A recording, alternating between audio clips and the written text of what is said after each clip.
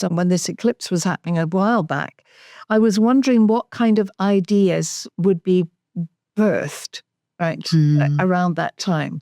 And I'm watching to see, because I think when something happens near a solar eclipse, it can be as much as 3 years before you see what it was. Somebody has an idea, but it might take 2 or 3 years before it becomes reality. And I'm wondering now, when Saturn gets across this Sedna and Jupiter, which is only in the next few weeks, I'm wondering if we'll hear more about what those things are.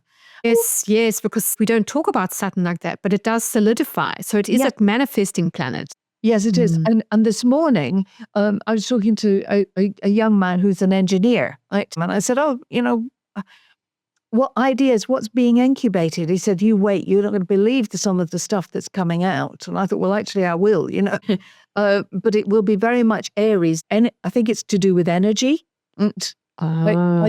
alternative energies.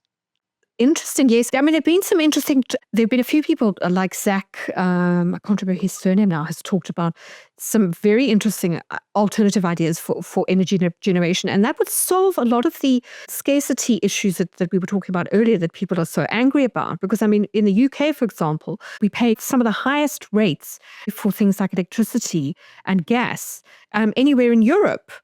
Fuel poverty is a large part of this cost of living crisis for people since the Ukraine-Russia war. So, I mean, that would really make such a difference to people, wouldn't it? It would make a phenomenal difference. But, we can't underestimate the vested interests in maintaining oil or fossil fuels. Yes, absolutely. Yes. So we could be on a real collision course with all of this. Well, yes, but I think, people get to that state where it's like, that we've got nothing left to lose. We don't care about the consequences. It's kind of like do or die now.